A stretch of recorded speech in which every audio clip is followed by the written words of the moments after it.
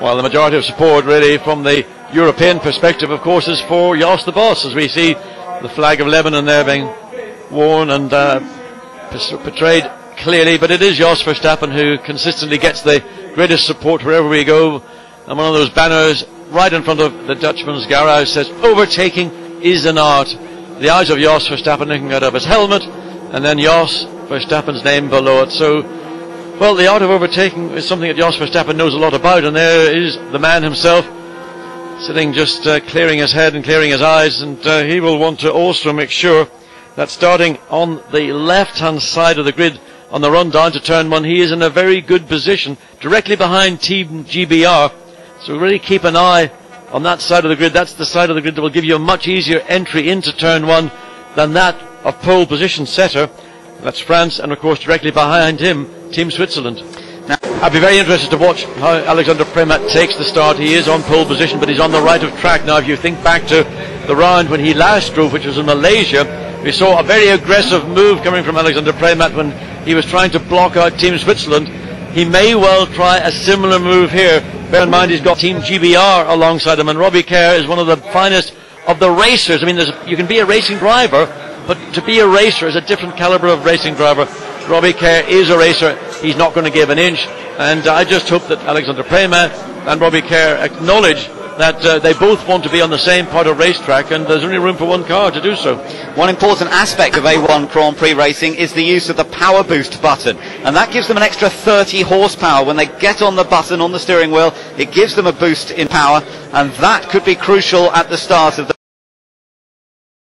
So, as we look down, Jos Verstappen on the grid in 4th place. He did have a minor off this morning. I wonder how he's going to go today. Let's hear from him. Jos, it didn't go too well the last race, but it's nice to see you smiling at this one. This is your best qualifying position yet, isn't it? Yeah, as an A1, it's definitely best qualifying position. E4 now. The only problem is that we can't overtake like on a normal circuit, but I think into the first corner will be very, very challenging. It's the only opportunity to have, so we'll watch out the first corner. Now, South Africa is almost home from home for a Dutchman, isn't it? Can you understand the Afrikaans here? Not yet. I haven't met somebody who speaks a bit of Dutch in it, so. But it doesn't matter. You know, we're here for racing and not to learn the language. I'm here for the culture as well. Jos, nice to talk to you again, and good luck for the race. Thank you. Could be one to watch, Jos Verstappen. He's always a street fighter, and he's had his accident. He had it this morning. That's why he's got the black brand new nose cone on that they haven't had a chance to. It's France versus Great Britain on the front row, the two great rivals. Behind them, it's another European competition between the Netherlands and Switzerland. There we are on board with the Czech Republic, starting on the 3rd row with Ireland alongside. They come through the last corner and blast off time. Away we go. Look at Holland trying to get down the middle. The Netherlands trying to take 2nd place, but they now try and sort themselves out into turn 1. And Jos Verstappen trying to get Robbie Kerr. The battle behind has gone wrong for Indonesia and for Italy. Yes, Andrew Nicola got it sideways, and then Italy had nowhere to go, but the lead is France, Team GBR, the Netherlands in 3rd, Czech Republic 4th, Ireland has dropped back to 6th, having started 5th. Canada and Brazil were side by side there, but they both got through turn 2 safely, and Brazil is ahead of Canada, followed by Germany. So there's another car, that's the Malaysia car.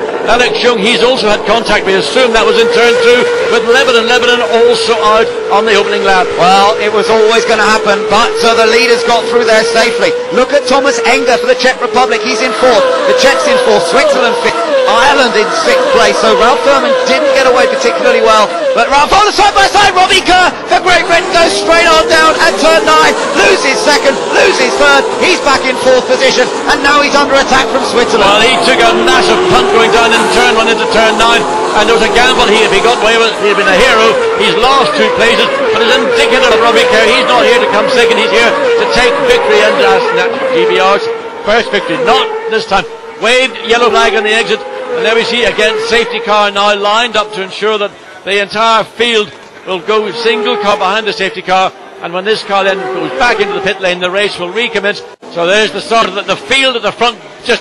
Premat just put the hammer down and went. But watch Verstappen coming through, trying to split France and Team GBR. Team GBR again brake very late and didn't give the opportunity, but Verstappen is there. And in fact, Verstappen probably had just got half a nose ahead, but there was the incident.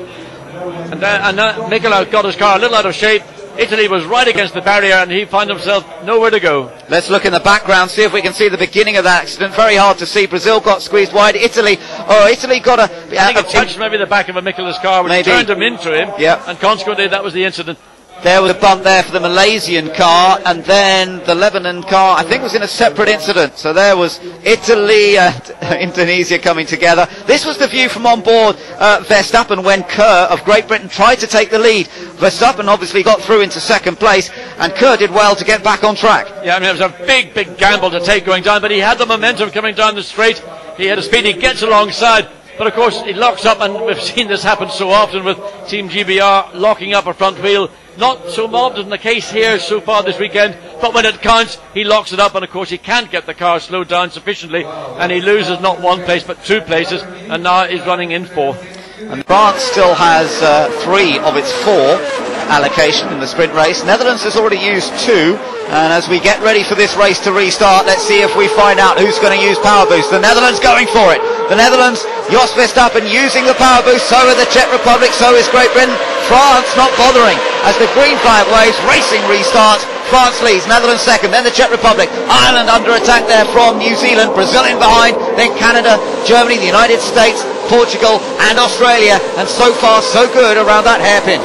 We're in third place with Thomas Enger. The view ahead is the orange car of the Netherlands. They've got their best possible result, or best result of the season, in the grasp, have the Netherlands, but can they stay there? Thomas Enger, he's running in third place currently, chasing after the Dutch entry with Jos Verstappen at the wheel. But France still dominating this, controlling the pace at the moment. I'm sure they're probably not pushing as fast as they can. They've got that lead position, the control position, and Alexander Premat's now trying to pace this race. Well, the beauty of leading a race, particularly on a street track, is you've got nothing but clear track ahead of you. That is, of course, until you come up to lap some of the slower cars. But he can run the pace, he can pretty much dictate the pace. He doesn't have to go flat out literally every part of the racetrack. He's only going to be competitive on the parts of the racetrack where you can be vulnerable, such as you come onto a main pit straight and going down into turn 1. But you can see sufficient clear air between France and the Netherlands, so there is no threat to France's lead.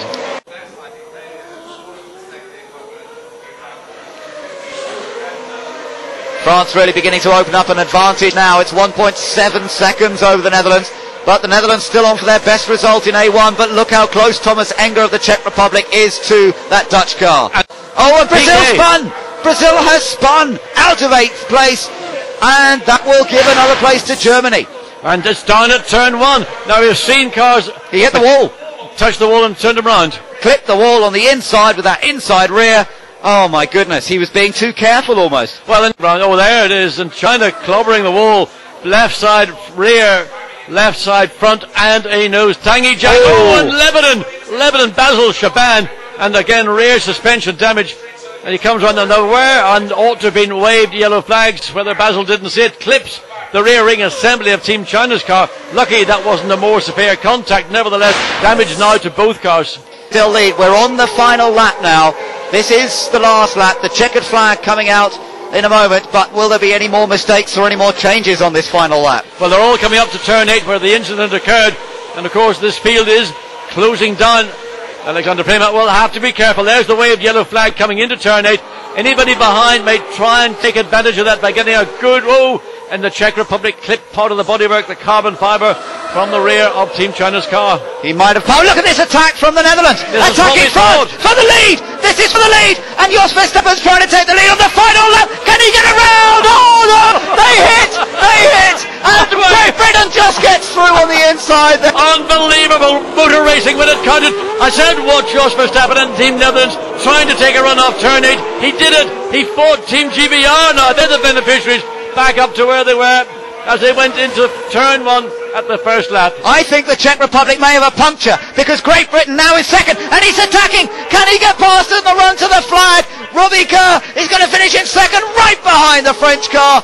And where is the Czech car? I think the Czech car picked up a puncture. It clipped the back of Team China. Certainly got a bit of carbon fibre somewhere. Now we see third for Switzerland, fourth for Ireland, and the Czech Republic nowhere to be seen. Well, Jos Verstappen tried it.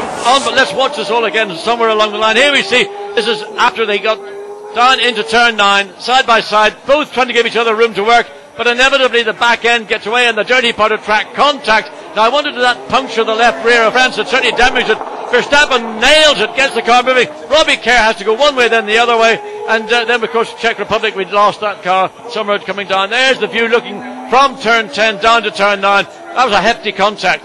Well, and in the background, look, you saw Kerr get past yes, the Czech because car. the left rear on the Czech Republic's car is already flat. Wow, what a way to finish. Verstappen was on for the Netherlands' first podium finish. He went for the win. Watch it again. This is how it happened. Yes, and it comes down the outside just as Robbie Kerr did on the opening lap. Side by side, there's not an awful lot of room. The trouble was the dirtier part of the track allowed the back end to get sideways. He tagged the left rear of Team France. He then gets it into first gear, just nails the throttle. But watch for Team GBR there, and this is there, you see the reaction. Jos Verstappen absolutely livid with himself, but at least we saw on the final lap what real motor racing we can expect come the feature race. Look at the reaction when the Dutch guys, they saw him go for it, and then they saw what happened next. They clapped initially, and then it was face in hands. Wonderful pictures. Oh. And we've got the Dutch commentary team just beside us, and they've gone from elation to disappointment. Jos Verstappen, well, the man is a racer. He did what he had to do. He got the run coming out of turn 8 down to the fastest part of the circuit, got alongside Team France, but of course he was on the disadvantaged side.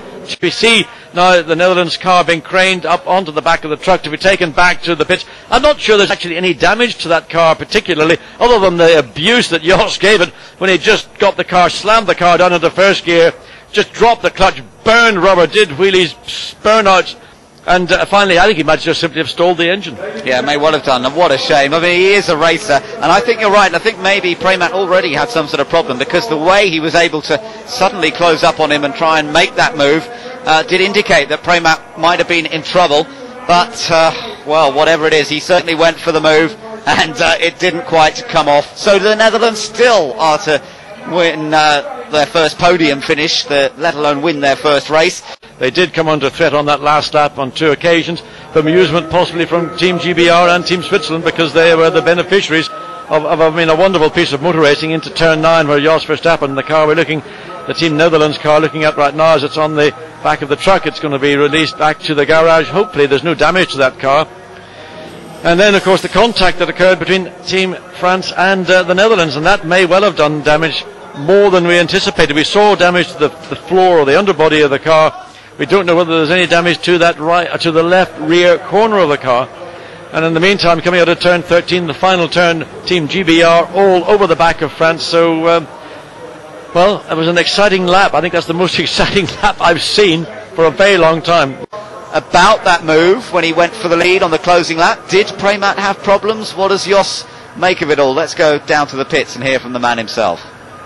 Jos, there's an expression, fortune favours the brave, and that was about as brave a move as I've ever seen in motor racing. What do you think the chances of actually pulling that off were? I mean, absolutely, the chances were there.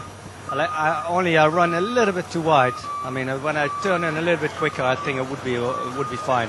I mean, it was definitely an opportunity. I mean, second place was, of course, fine for us. But I mean, when an opportunity is there, you grab it or you don't. And I did it, and it missed, and it didn't happen. It was bad luck. I mean, at the same time, it would have happened, and then it would be a fantastic race. Things like this happen in motor racing. Of course, I'm disappointed now after the race, but it's a move you have, and you're going for it, and it didn't work out. Was Premack looking vulnerable then? He was. I mean, of course, with the cars on the track, you had a chance, and he wasn't up to speed in that corner, and that was my opportunity. Well, Jos, thanks for great entertainment. Okay. Well, that banner, what did it say, John, about overtaking is an art? Jos Verstappen Supporters Club have got that banner sitting on the grandstand at the moment. Unfortunately, he didn't get the art quite right today. No, as he said himself, if he'd just been a little bit more aggressive on the turning in, put pressure on Alexander Premack, that would have maybe been a Netherlands' first victory in A1GP.